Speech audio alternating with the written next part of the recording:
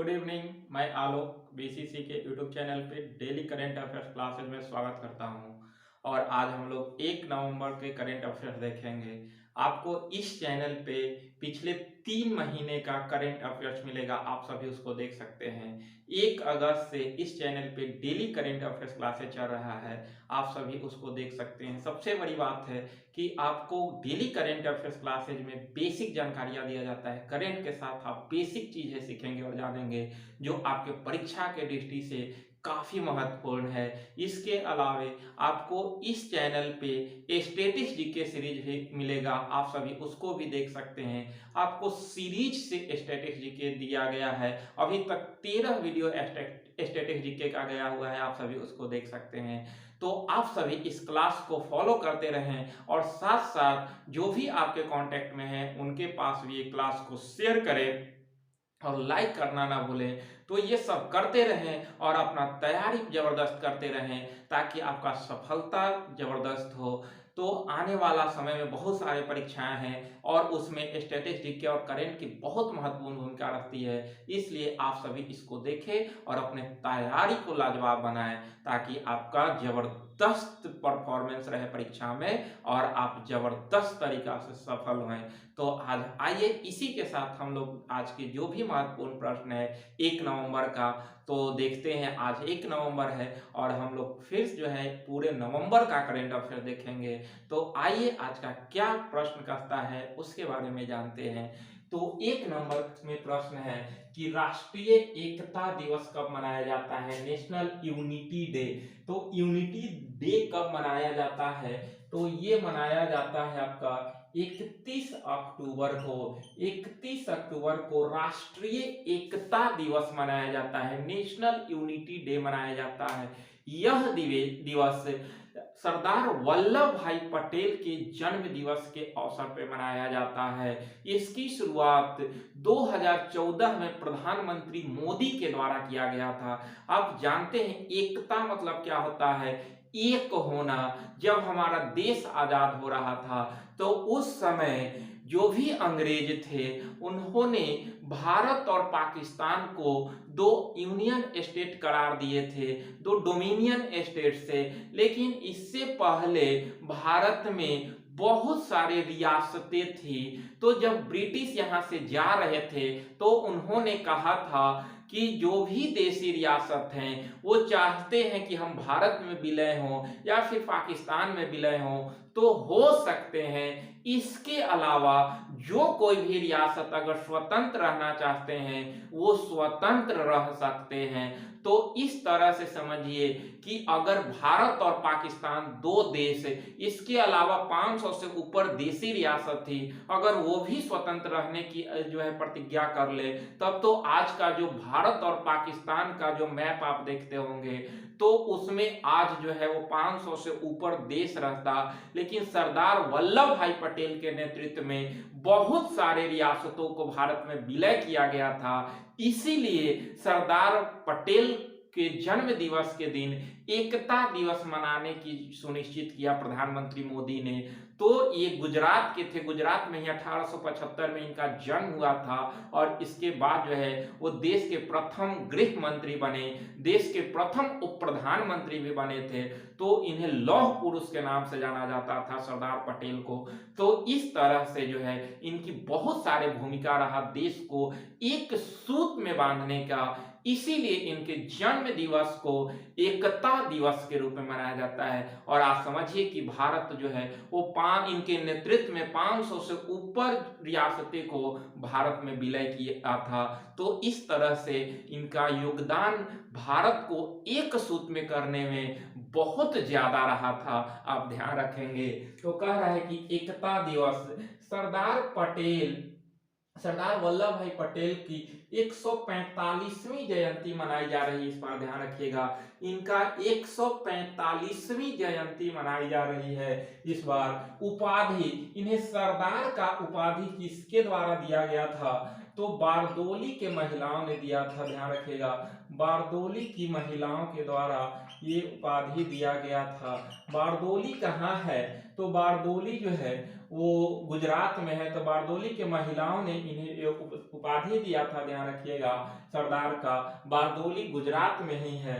कह रहा है कि 560 रियासतों के भारत में विलय में महत्वपूर्ण योगदान दिया।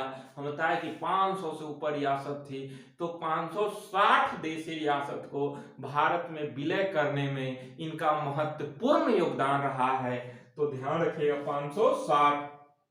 स्टैच्यू ऑफ यूनिटी प्रधानमंत्री मोदी के नेतृत्व में ही स्टैच्यू ऑफ यूनिटी गुजरात के केवड़िया जिला में बना, जिसका जो कि 2018 में इसका उद्घाटन हुआ था। गुजरात के केवड़िया जिला, ध्यान रखिएगा। और इसकी ऊंचाई 182 मीटर है। इसकी ऊंचाई 182 मीटर है।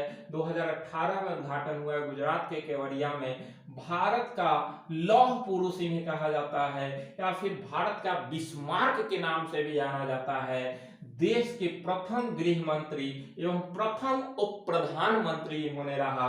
इसके अलावा राष्ट्रीय एकता दिवस की शुरुआत कब हुई? तो अभी हम बताएं कि 2014 में प्रधानमंत्री मोदी के द्वारा यह सुनिश्चित किया गया कि आपका 31 अक्टूबर को नेशनल यूनिटी डे मनाया जाएगा। इसके अलावा 1931 में इंडियन नेशनल कांग्रेस के कराची अधिवेशन में इनको अध्यक्ष नियुक्त किया गया था, ध्यान रखिएगा। इसके अलावा 1991 में भारत रत्न से सम्मानित किया गया, जो कि इन्हें मरणोपरांत भारत रत्न दिया गया था। तो इस तरह से सरदार वल्लभ भाई पटेल से संबंधित महत्वपूर्ण बिंदु था, जिसे परीक्षा में सवाल आते रहते हैं, इसलिए आप सभी इसको समझ लेंगे। अगला प्रश्न है 2 नंबर कि घासियारी योजना का संबंध किस राज्य से है? तो उत्तराखंड के देहरादून में जो है वो घासियारी योजना का शुरुआत किया गया। किसने इसको लॉन्च किया? तो अभी हाल ही में हमारे देश के केंद्रीय गृह मंत्री अमित शाह के द्वारा इसे लॉन्च किया गया है आपका उत्तराखंड में। मुख्यमंत्री पुष्कर सिंह धामी के नेतृत्व में अभी उत्तराखंड के नए मुख्यमंत्री बने पुष्कर सिंह धामी। इससे पहले तीरथ सिंह थे, तो तीरथ सिंह के बाद पुष्कर सिंह बने, और इन्हीं के नेतृत्व में घासियारी योजना उत्तराखंड से शुरू हुई, जिसको लॉन्च किया केंद्रीय गृह मंत्री अमित शाह, जो कि अभी सहकारिता मंत्रालय का भी अतिरिक्त प्रभार इन्हीं के पास है। और सबसे नया मंत्रालय अभी सहकारिता मंत्रालय ही है, और इसका नेतृत्व अभी हमारे केंद्रीय गृह मंत्री अमित शाह ने ही किया है। तो इसका क्या है? तो सहकारी समितियों के कंप्यूटरीकरण की शुरुआत, यानी कि जो भी सहकारी समितियां हैं उसको कंप्यूटरीकरण करने के लिए इसको घासियारी योजना शुरू किया गया अमित शाह के द्वारा। तो ध्यान रखिएगा सहकारिता मंत्रालय भी अभी अमित शाह के पास ही है, और सबसे नया मंत्रालय सहकारिता मंत्रालय ही है। अगला प्रश्न है कि गंगा उत्सव 2021 कब मनाया जाएगा? तो 1 से 3 नवंबर तक आपका गंगा उत्सव मनाया जाएगा। ध्यान रखिएगा गंगा उत्सव इस बार 1 से 3 नवंबर को मनाया जाएगा। ध्यान रखिएगा सबसे अधिक क्षेत्रफल में उत्तर प्रदेश में गंगा बहती है, और सबसे कम, ध्यान रखिएगा, झारखंड के बहुत कम क्षेत्र में गंगा बहती है, और चली जाती है आपका पश्चिम बंगाल, और उसी तरह से जो है वो बांग्लादेश में जाकर बंगाल की खाड़ी में अपनी मुहाना बनाती है। टोटल ध्यान रखिएगा आप लोग। तो यही गंगा उत्सव अभी मनाया जाने वाला है 1 से 3 नवंबर, आज से शुरू हुआ है। अगला है वीर गाथा परियोजना का संबंध किससे है? तो ये सीबीएसई के द्वारा शुरू किया गया है वीर गाथा। इसमें है कि जो भी बच्चे हैं उनको वीरता के लिए जो है वो बताया जाएगा, और उससे संबंधित जो भी वो उनका ये रहेगा, हमारे देश की आजादी में वीरों ने महत्वपूर्ण योगदान दिया है उसके बारे में बताया और सिखाया जाएगा। इसी के लिए अभी सीबीएसई के द्वारा वीर गाथा स्कीम शुरू किया गया अपने बच्चों के लिए। अगला है कि प्रधानमंत्री आवास योजना का संबंध, तो ये गुजरात से शुरू हुआ है प्रधानमंत्री आवास योजना, और इसका उद्घाटन हमारे राष्ट्रपति के द्वारा किया गया। हमारे राष्ट्रपति कोविंद साहब के द्वारा ये शुरुआत किया गया प्रधानमंत्री आवास योजना गुजरात में। और ये क्या है? तो शहरी गरीबों को आवास उपलब्ध कराना, खासकर जो भी ईडब्ल्यू जो जनरल हैं और स्वर्ण गरीब हैं उनको आवास देने के लिए प्रधानमंत्री आवास योजना शुरू हुआ, जो कि शहरी गरीबों से संबंधित है। ये गुजरात में राष्ट्रपति के द्वारा शुरू किया गया है। अगला है कि समुद्रयान लॉन्च हुआ। समुद्रयान कहाँ पे लॉन्च हुआ? तो ये हुआ है आपका चेन्नई में। ध्यान रखिएगा चेन्नई में इसे लॉन्च किया गया। यह भारत का पहला मानव युक्त महासागर मिशन है। समझिए, भारत का पहला मानव युक्त महासागर मिशन है। मानव के साथ, युक्त है तो मानव के साथ जो है, ये कह रहे हैं कि पनडुब्बी के द्वारा मनुष्य को समुद्र की गहराई में रिसर्च हेतु भेजना, यानी कि पनडुब्बी के साथ मनुष्य को सागर की गहराई में भेजना और जाकर वहां रिसर्च करना। तो इस तरह से मानव युक्त महासागर मिशन है, जो कि भारत का पहला है। समुद्रयान कहां से शुरू हुआ? तो चेन्नई से शुरू हुआ है, ध्यान रखिएगा। तो ये आपका यूएस, रूस, फ्रांस, चीन, जापान के बाद अपना इंडिया इसमें शामिल हुआ है। तो इससे पहले इतने देश जो थे वो 5 देश शुरू कर चुके थे, छठा में अपना भारत भी ऐसा कारनामा किया है। अगला प्रश्न है कि राज्य ऊर्जा दक्षता सूचकांक 2020 जारी किया, जिसमें फर्स्ट स्थान पे कर्नाटक है और सेकंड पे राजस्थान है। 2019 में राजस्थान प्रथम पर था, तो लेकिन इस बार दूसरा स्थान पे चला गया। तो पहला पे कर्नाटक और दूसरा पर राजस्थान है। किसमें? तो राज्य ऊर्जा दक्षता सूचकांक 2020 में। ये ऊर्जा संसाधन को बेहतर उपयोग हेतु जो बेहतर उपयोग करता है उसको लिस्ट में प्रथम स्थान दिया जाता है। तो यही आपका राज्य ऊर्जा दक्षता सूचकांक था। अगला है कि दक्षिणी रेलवे की पहली एकीकृत प्रबंधन प्रणाली IMS प्रमाणित ट्रेन बनी चेन्नई मैसूर शताब्दी एक्सप्रेस। दक्षिण रेलवे की पहली एकीकृत प्रबंधन प्रणाली IMS प्रमाणित ट्रेन बनी है चेन्नई मैसूर शताब्दी। ये IMS क्या है? तो integrated management system, integrated management system है IMS। इसमें है कि आरामदायक यात्रा है, तो उसमें आपको किसी चीज की दिक्कत नहीं, सारी सुविधा उपलब्ध है। इस तरह से जो है वो इंटीग्रेटेड मैनेजमेंट सिस्टम है, बहुत अच्छा प्रणाली है ये। तो इस तरह से आपका बना है दक्षिण रेलवे का पहला ट्रेन है चेन्नई मैसूर शताब्दी एक्सप्रेस। अगला है कि राष्ट्रीय सुरक्षा सम्मेलन, यानी कि राष्ट्रीय सुरक्षा सम्मेलन पर पुणे संवाद हुआ। पुणे संवाद 2021, यानी कि राष्ट्रीय सुरक्षा सम्मेलन पर संवाद जो होगा वो पुणे में हुआ, जिसे पुणे संवाद 2021 कहा गया। 91वां संस्करण था राष्ट्रीय सुरक्षा सम्मेलन का, तो 6th सम्मेलन था, ध्यान रखिएगा, 6ठा सम्मेलन था। और इसमें आपका एनएसए जो अजीत डोभाल साहब हैं हमारे, अजीत डोभाल, और राष्ट्रीय सुरक्षा सलाहकार जो अभी हैं हमारे सौम्या स्वामीनाथन, इन्हीं के नेतृत्व में इसकी शुरुआत हुई है, ध्यान रखिएगा। तो इस तरह से राष्ट्रीय सुरक्षा सम्मेलन पर संवाद कहां हुआ? पुणे में। ये 91वां सम्मेलन था संस्करण, तो 6ठा संस्करण था। इसमें अजीत डोभाल और सौम्या स्वामीनाथन ने भाग लिया है, ध्यान रखिएगा। अगला है कि हैदराबाद क्रिकेट एसोसिएशन जो है, इसने दुनिया का सबसे बड़े क्रिकेट बल्ले का अनावरण किया। दुनिया का सबसे बड़ा क्रिकेट बल्ला का अनावरण किया किसने? तो हैदराबाद क्रिकेट एसोसिएशन, ध्यान रखिएगा, वन लाइनर प्रश्न है।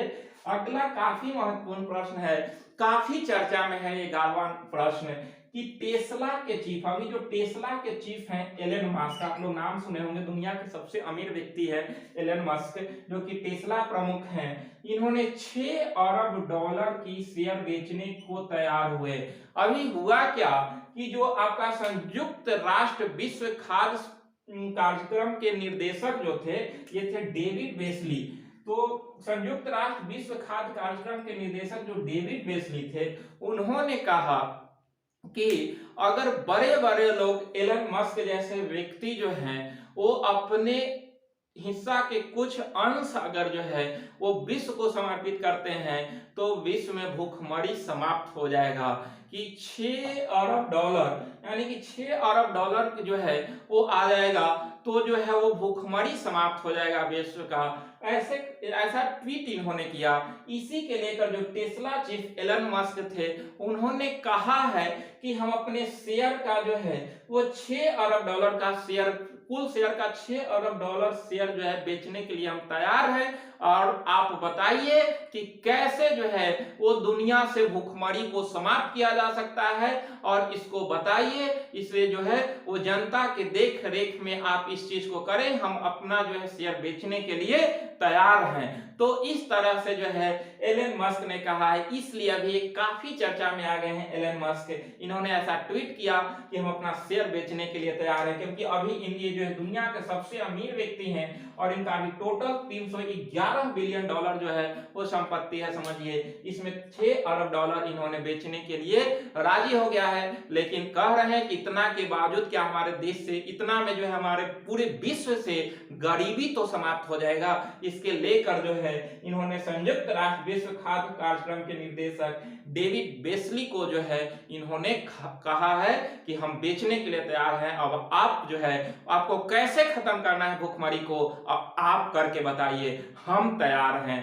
तो इस तरह से जो अभी काफी महत्वपूर्ण है टेस्ला चिप। एलन मस्क काफी चर्चा में बना हुआ है, आप ध्यान रखिएगा।